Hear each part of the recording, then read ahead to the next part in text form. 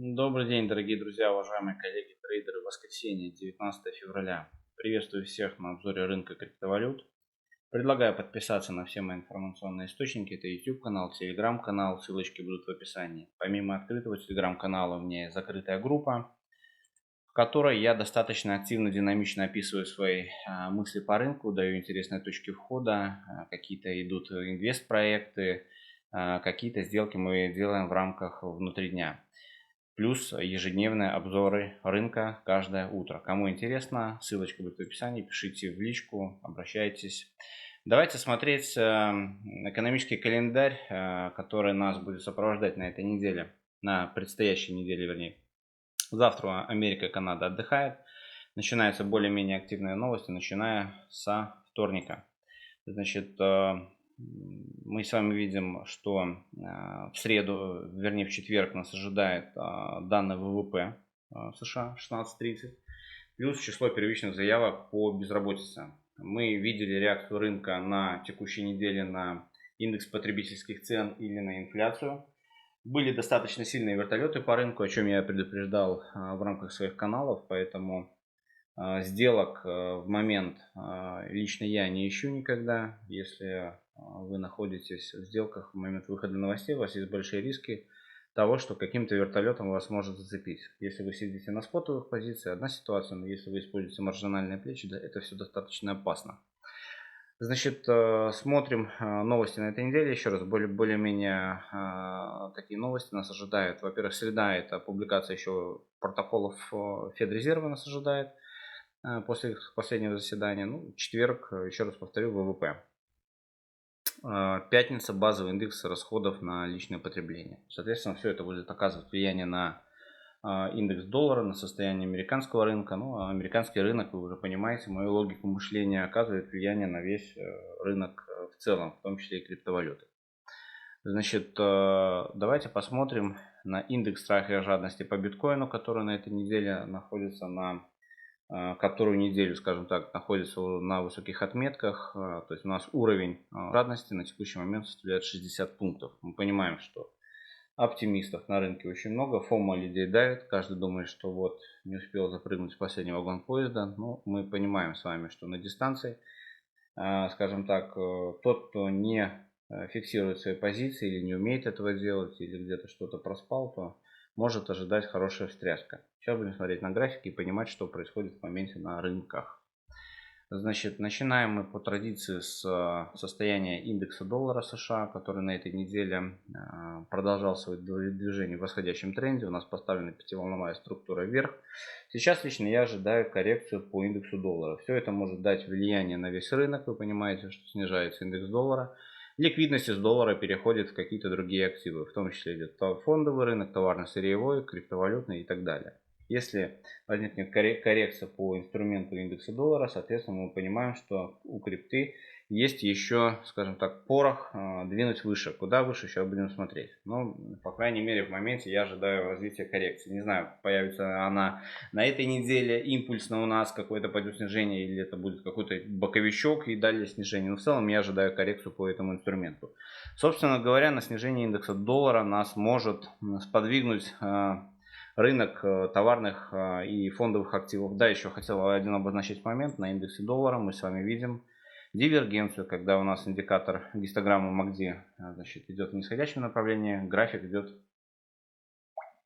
в обратном восходящем направлении. Соответственно, мы понимаем, что рано или поздно такие дивергенции они отрабатывают. Это 4-часовой таймфрейм, поэтому это еще один повод в сторону продолжения нисходящего движения по индексу доллара. Значит, товарные, сырьевые, фондовые активы. Мы видим, что это промышленный индекс Dow Jones начинает поджиматься к верхней кромке. Соответственно, мы понимаем, что чем больше происходит поджатие к уровню, а это 4-часовой таймфрейм, тем больше вероятность у нас пойти в восходящем направлении. Соответственно, группа товарных и фондовых активов может подтолкнуть восходящее движение по всему рынку. В принципе, идентичная ситуация у нас по S&P 500. В целом, если смотреть по S&P 500, у нас была расширенная горизонтальная коррекция. И, в принципе, в пятницу мы получили восходящий импульс, который вот отмечен этой свечой. Самое главное условие – это то, чтобы мы вот сделали именно закол вот этого вот уровня, отмеченного красной стрелкой. Тогда мы можем ожидать коррекцию и продолжение дальше восходящего движения. Соответственно, пока мы не видим этой структуры, ну, какое-то развитие коррекции еще может продолжаться по S&P 500, но в целом мы понимаем, что если растет группа товарных фондовых активов, в том числе промышленный индекс Dow Jones, NASDAQ, S&P 500, то это в целом оказывает положительную динамику и влияние на весь рынок. Давайте смотреть теперь, что у нас происходит с доминацией тизера USDT. На этой неделе мы видели восходящий импульс. Да, у нас тут есть тоже, кстати, конвергенция, когда у нас по MACD мы идем в восходящем направлении. Фактически цена или показатели значения идут в нисходящем. Вот в пятницу на этих всех импульсах мы продолжали снижение по доминации. Собственно говоря, вот почему мы получали импульсы и до сих пор получаем эти импульсы на различных видах монетах. Да? То есть мы понимаем, растет доминация USDT, ликвидность из монет перетекает в тизер или стейблы, растет USDC, USDT, соответственно падают альткоины. Ну и когда прямо обратная картина, мы понимаем, что значит, ликвидность из тизера идет в абсолютно практически весь рынок. Поэтому структура тренда у нас сейчас значит, стала нисходящая область сопротивления у нас находится на отметке вот фактически вот этот хай 6,8%. Ну, соответственно, смотрим. Завтра ждем открытия рынков. Рынки, несмотря на то, что закрыта Америка и Канада, завтра не отдыхают, но рынки в целом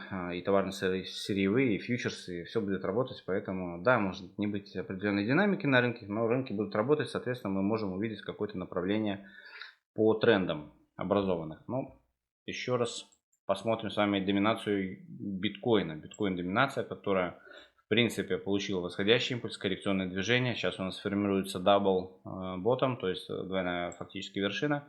То же самое мы с вами, кстати, наблюдаем и на графике биткоина. Ну, соответственно, это уровень золотого сечения. Лично я ожидаю продолжения нисходящего движения. То есть это, возможно, был у нас первый импульсная нисходящая волна. Сейчас волна вторая коррекционная. Основное условие, главное, чтобы она не перебивала вот этот хай. Если она его перебьет, соответственно, возрастают шансы, значит, возрождения восходящего движения, восходящей структуры тренда. И ну, дальше будем смотреть, так как ведет себя доминация биткоина, соответственно, растет доминация битка.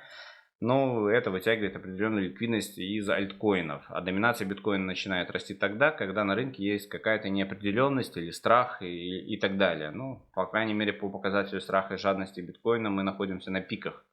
То есть, когда она начнет снижаться, будем смотреть в моменте, что происходит на рынке. Давайте, значит, посмотрим на график самого биткоина. Биткоин, ну, собственно говоря, вот он, вот моя разметка, которую я уже веду не первую неделю. Собственно говоря, рынок поставил пятиволновую структуру. Единственный у меня большой вопрос, является ли это пятой точкой или нас может ожидать еще восходящее какое-то движение. Куда? За вот этой областью, за которой стоят какие-то определенные стопы. Будет ли вынос этих стопов или нет, ну, будем смотреть. Опять-таки, гадать преждевременно, но меня очень напрягает то, что у нас в рамках дневки уже пошла дивергенция. То есть график у нас растет, значит, MACD загибается в нисходящем направлении. Такое это правило возникает всегда между третьих и пятых волн образованных. Соответственно, это уже прямой признак того, что цене пора отдыхать и идти ну, как минимум на какую-то коррекцию. Нормальное значение коррекции, вот натянутые уровни Фибоначчи, в принципе, они являются актуальными, отмечены, ну, пока не перебили текущий хай. То есть, в принципе, вплоть до 50-60% коррекции, это абсолютно нормальное значение, которое может вызвать вот в последующем вот эту коррекционную волну. Да, мы находимся, вот у нас полка есть еще объемов очень сильная, которая была у зарождения всего этого импульса. Соответственно, зоны имбаланса, они находятся вплоть до отметок, скажем так, вы понимаете, 16500. А если мы посмотрим на более низкие значения, то в принципе вплоть до 15700 долларов. То есть может быть, может. То есть, ну, как это не панацея, что мы должны туда прийти и закрыть этот имбаланс. Ну, это вероятность того, в принципе, что это может быть. Но лично я ожидаю не такую глубокую коррекцию, может быть, вплоть до 20 тысяч она бы неплохо смотрелась. Давайте мы с вами включим на этом графике, значит, наши мувинги, исходящие средние, такие топовые, знаковые. Значит, в рамках дневки у нас поддержка двадцатка. Значит, пока мы находимся над двадцаткой, у нас восходящее все идет направление. Соответственно, вот и уровень 23 по FIBA, 23230. Значит, это наша пока ключевая поддержка. Следующая поддержка у нас 50-й мувинг, который цена при улете, скажем так, вверх, она не дошла вот в этой зоне, в области этой коррекции, то есть которую, возможно, многие ожидали. Рынок пошел по своему пути, соответственно, так, что-то у меня тут сбилась стрелочка. То есть, вероятно, многие ожидали движения более нисходящего направления, но тем не менее рынок развернули и повели его наверх. Соответственно, сейчас у нас ключевая поддержка — это двадцатка дневка локальная, 50-ка более глобальная. Но в любом случае мы понимаем, что вот эта полка объемов, которая была образована здесь, она выступает очень сильным достаточно уровнем поддержки, который у нас здесь сформирован. Опять-таки это все находится на перекрестии этих мувингов. Ну, соответственно, можно ожидать снижения, ну или коррекцию, скажем так, да, в области этих ценовых значений. Ну, соответственно, поставлен ли сейчас хай этой пятой волны, либо еще какое-то будет движение в восходящем направлении. Куда оно может быть? Давайте посмотрим, проанализуем трендовую нашу линию, куда она сможет завести. Ну, куда-то в области 27-28 тысяч. То есть, если мы с вами посмотрим в рамках недели,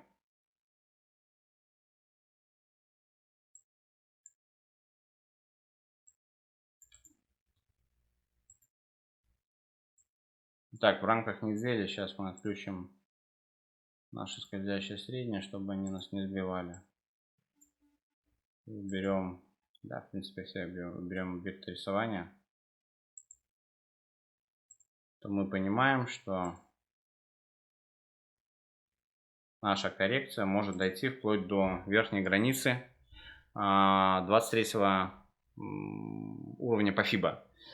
Более того, на недельке, обратите внимание, у нас есть поглощение предыдущих свечей. Это достаточно сильный бычий признак. Поэтому, конечно, утверждается о том, что восходящее движение закончено преждевременно. Мы видим, что MACD у нас переходит к нулевой зоне на неделе. То есть, несмотря на все то, что мы росли достаточно долго и без коррекций, рост, возможно, еще не окончен. Это все должны понимать. И такой рынок шортить в данный момент времени достаточно опасно. Я думаю, что это понимают все. Опять-таки, определенная зона ликвидности за 25 тысяч стоит. 25, ну, следующий уровень это 27 365, который будет выступать определенным, ну, магнитом для состояния текущей цены. То есть это надо понимать, это надо воспринимать с учетом того, что индекс доллара у нас может пойти на коррекцию, а американские фондовые и товарные рынки могут пойти в восходящем направлении. Соответственно, я думаю, что в моменте это может поддержать и биткоин. Ну, соответственно, понимая всю эту структуру восходящего тренда, область поддержки у нас сейчас находится вот фактически 21 647. Ну и плюс по всем нашим мувингам мы понимаем, что поддержка наша постоянно поднимается за состоянием цены. Ну, соответственно, да, у нас есть сейчас сопротивление в виде 50-недельной скользящей средней. Мы видим, что не просто так цена на ней остановилась, а 50-ка у нас не так давно пересекла 200-ку недельную. И это тоже надо понимать, что на рынке крипты, конечно, это произошло впервые.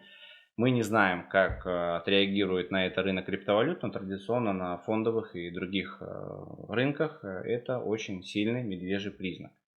Но в любом случае, подтверждений шортов сейчас нет. Лонги в данной структуре рынка небезопасны, поэтому я бы рекомендовал дождаться появления каких-то первичных признаков на появление коррекции, а дальше уже о чем-то рассуждать. Давайте посмотрим на еще один момент. Я обозначил на другом графике у нас 4-часовик. Сейчас отключим скользящее среднее.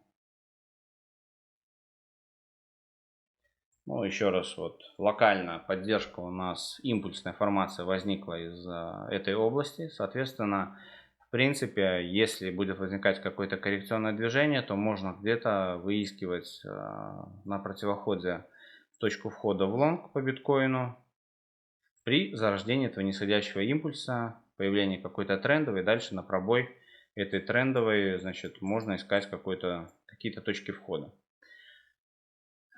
Так, смотрим дальше состояние, что у нас с эфиром. Значит, эфир, аналогичная ситуация. Значит, мы, в принципе, идем в рамках восходящего тренда.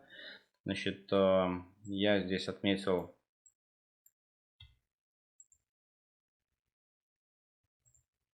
структура тренда по эфиру у нас идет восходящая. Мы видим, что у нас был сформирован, ну так глобально, если уже смотреть, то у нас был сформирован нисходящий клин, который мы пробили в восходящем направлении. Так, если его прочертить. Собственно говоря, вот зона $2000, она на сегодняшний день является зоной магнита. Мы понимаем, что у нас определенная ликвидность была собрана за этим уровнем. Сейчас на повестке дня стоит этот уровень, ну, соответственно, остальное все находится здесь.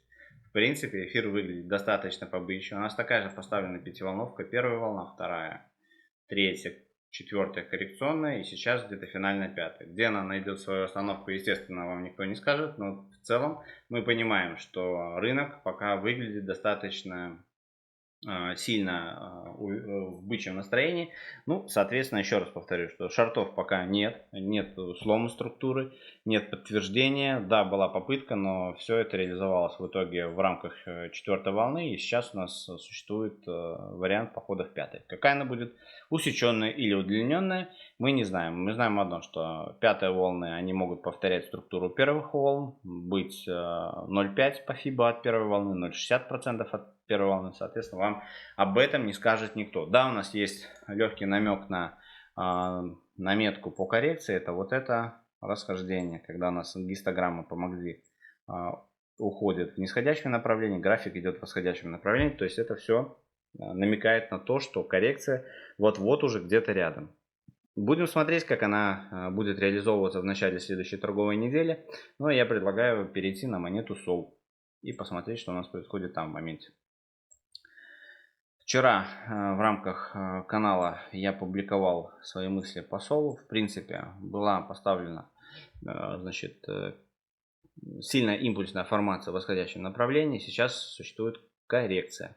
Коррекция укладывается в рамках формирования треугольника. Дорисуется ли точка Е, я пока, естественно, не знаю. Значит, но приблизительно поход наверх может быть вот в таком ключе.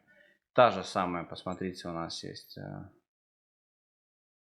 да, значит, ну, расхождения как таковой на графике нет, но MACD показывает о том, что и SOL может пойти в рамках коррекции. Соответственно, в принципе, это все укладывается в зарождение вот коррекционной волны, ну и дальше выход вверх. Соответственно, смотрим, наблюдаем. Цель 36% поставлена, исходя из высоты основания вот этого нашего треугольника. Пока еще не до конца сформировано, но, собственно говоря, оно меряется у нас вот так. Берем высоту, откладываем на высоту выхода. Ну, соответственно, вот мы видим с вами результат. Поэтому смотрим, наблюдаем. Шортов по Solana я бы не рекомендовал. Надо ждать подтверждения развития коррекции. С учетом того, что это дневной таймфрейм, это может растянуться, ну, скажем так, еще на какое-то определенное время. Возможно, и длительное. Возможно, этот треугольник, значит, трансформируется в какую-нибудь другую структуру. Но в любом случае, пока не поставлена какая-то финальная точка Е, говорить о том, что мы готовы сейчас пробивать идти наверх, достаточно рано. Смотрю, наблюдаю, в рамках телеграм-канала публикую. DOT. Ну, красавец. Собственно говоря, про DOT я говорил еще с момента зарождения своего телеграм-канала. DOT держу, продолжаю докупать. Ну, докупал я его внизу, в той зоне, в которой я рекомендовал. Ну, собственно говоря, вот фактически та отметка, которую мы прошли от нижней зоны, 85%. Да, естественно, по нему я ожидаю тоже развития коррекции. Какое будем смотреть? Но пока DOT, естественно, он поглощает вот эти все нисходящие импульсы. Мы видим, как монета подходит к очередному блоку сопротивления. Будет ли пробой этого блока или нет? В целом мы глобально движемся к нисходящему, значит, к медиане нисходящего параллельного канала, которая стоит на отметке где-то на текущий момент в рамках там, $10, там, плюс-минус. Соответственно, было достаточно длительное накопление. Вот сейчас мы с вами видим реализацию того, во что выливается это длительное накопление. Соответственно, смотрим, наблюдаем.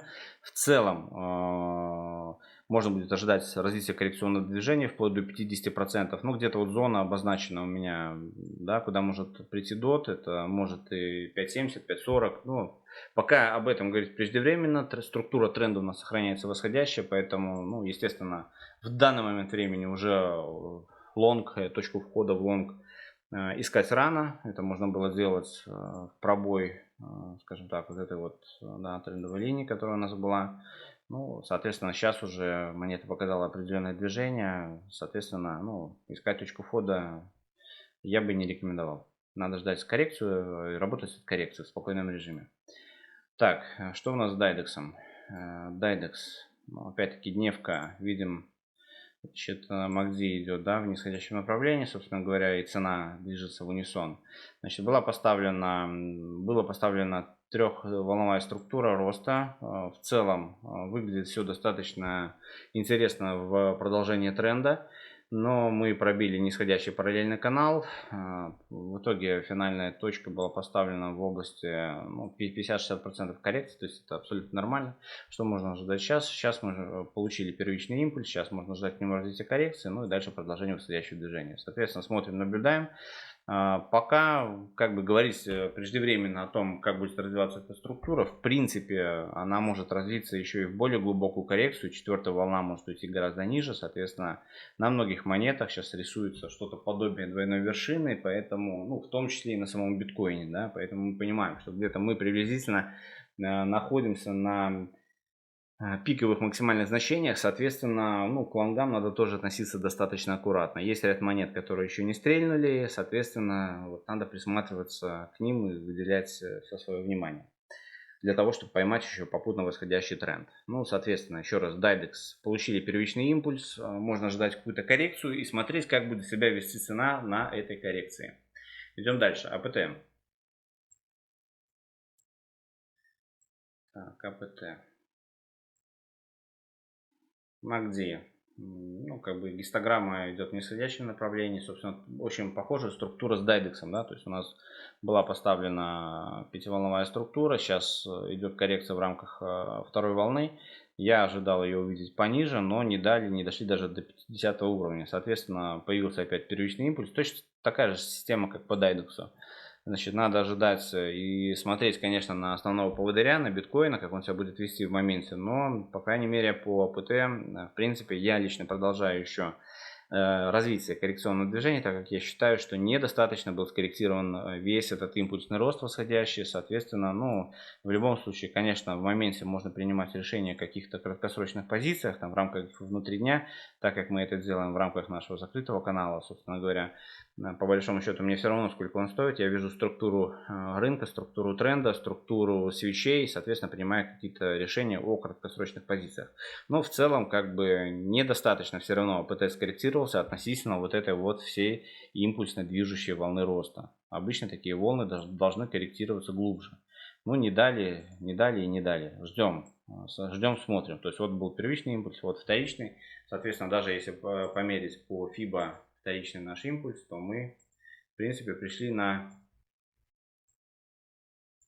почти 61 уровень по FIBA. То есть это достаточно интересный уровень, когда можно брать лонги со стопами за первый уровень, ну, соответственно, дальше какое-то ловить восходящее движение. По АПТ, я думаю, понятно. ICP. Сегодня монета показала импульсный рост. Пятиволновочка идет, но здесь нету на дневке ни разворотных, никаких формаций. Пока инструмент находится в достаточно бычьем таком импульсном росте. Ну, ожидать развития коррекции по нему, естественно, стоит, на каких отметках она будет зарождаться и как это будет себя отражать поведение цены относительно графика. Ну, будем смотреть в моменте. Пока с ICP в данный момент времени я бы рекомендовал быть осторожным. То есть, кто в лонгах, ну, либо стопы подтягиваете, либо фиксируете частично позицию. Но в целом где-то вот пятая волна. То есть, если пятую волну распределить на те же 5 подволн, первая волна, третья, четвертая, ну, где-то, возможно, это был и пик. Может быть, после коррекции появится еще какая-то там незначительная структура роста, поэтому, ну, смотрим, наблюдаем, в моменте буду комментировать тогда, когда буду что-то четко видеть по ней. Да. Также из конечного диагональника сделала маленькую коррекцию. Собственно говоря, это произошла характерная история практически на всем рынке. Ну, понятно, биткоин не дал более глубокой коррекции, все альткоины потянулись в моменте за ним. Плюс доминация стала снижаться, соответственно, многие монеты не совершили того импульсного роста, которые должны, вернее, не совершили коррекционного необходимого движения, который, скажем так, был бы абсолютно нормальным при импульсном росте. Но понятно, что чем выше будет забираться цена, тем больше будет потом коррекция. Соответственно, смотрим, наблюдаем. Монета находится на хаях. Откровенно говоря, торговать ее в данный момент просто некомфортно. Поэтому все графики надо заново пересматривать. И, ну, по крайней мере, есть монеты, которые еще не стартанули, а есть монеты, которые уже прошли достаточно хороший импульсный путь. Поэтому надо присматриваться к тем монетам, которые еще не сделали этого большого импульсного роста. Так, лайткоин. Ну, в принципе, лайткоин молодец, красавчик. Что сказать, веду его давно уже. Ну, понимаю, что где-то мы находимся у разворотных формаций, но вы видите, сколько недель подряд лайткоин рос. Конечно, эта история когда-нибудь будет иметь место завершения. Будет ли поставлена еще цель $110? Ну, говорить пока преждевременно, но очевидно, что если биткоин покажет какой-то восходящий импульс последующий, то и лайткоин будет за ним подтягивать. Но пока в данный момент времени по лайткоину можно ждать развития коррекционной фазы, куда в область вплоть до $60. Я не говорю о том, что ее надо сейчас шортить, соответствующей структуры информации еще нет образованной на графике, но тем не менее, как бы монета достаточно неплохо отросла. Соответственно, по ней как минимум я ожидаю какой-то коррекции, даже если натянуть уровень Фибоначчи от текущего состояния цены, то мы понимаем, что в принципе нормально была бы коррекция в 50%, это $76, 61% 70, ну, где-то в область этих ценовых значений можно будет ожидать развития коррекции по лайткоину для того, чтобы брать его опять на долгосрок. Потому что в целом по лайткоину, еще раз покажу, жму, мы идем в рамках заужающегося треугольника, и пружина сжиматься будет, и потом достаточно сильно она может вырасти. Соответственно, цели вверху могут находиться вплоть до $1000. Вот зона 1.618, это то значение, где можно будет ожидать лайткоин при следующем импульсном росте. Да, это может случиться поджатие вплоть до лета, но вы должны понимать, в принципе должны понимать, где мы находимся сейчас, что нас может ожидать в будущем. Лид давал эту монету в рамках закрытого чата. Собственно говоря, монета от моих рекомендационных точек входа уже дает 35%. В целом публикую достаточно много мыслей по различным активам, ну, в частности по литу. Первичная зона остановки это 100% от точки входа, но дальше по ней можно ожидать вплоть до 600% при пробое более, скажем так, мощное трендовое сопротивление. То есть это будет следующее ключевое сопротивление. Ну, соответственно, вот лид показывает такие хорошие успехи, тем более мы видим по тому же MACD, который показывал длительное очень накопление монеты, это чуть ли не с весны 2022 года, ну, во что выливаются такие накопления, вы уже увидели, вы понимаете. Последняя монетка, которую рассмотрим, мы ТВТ. Вот ТВТ, кстати, очень неплохо смотрится, да, то есть я ожидаю по ней развития еще восходящего движения, вплоть до, ну, куда-то область 1.7. Обозначим эту третью волну, которую я лично жду. Поэтому вот мы поставили первую волну, вторую. Отмена сценария, это уход за 1.22, наверное, там, да, обозначим вот этот лой. Конечно, это будет значить отмену сценария, но в целом пока жду восходящего движения в рамках третьей волны. Тоже в рамках закрытого телеграм-канала я веду эту монету, соответственно, ну, по ней жду. Вот она еще не стартанула. Также не стартанул еще, в принципе, и ZEC, Zcash. Это из старого, скажем так, старой гвардии монеты. Сейчас найду ее. Вот он. Ну, собственно говоря, вчера я давал тоже рекомендации по ней. По ZEC пробили трендовую нисходящую линию, соответственно, по ней я ожидаю еще, ну, и ожидаю рост, откровенно говоря. Соответственно, ZEC также жду еще в восходящем движении. Все, господа, я думаю, основные направления, тренды рассмотрели. В принципе, структура всего рынка сохраняется восходящей, поэтому ищем интересные точки входа. Ну а сегодня желаю всем хорошего дня и жду открытия новой торговой недели. Всем удачи, всем пока.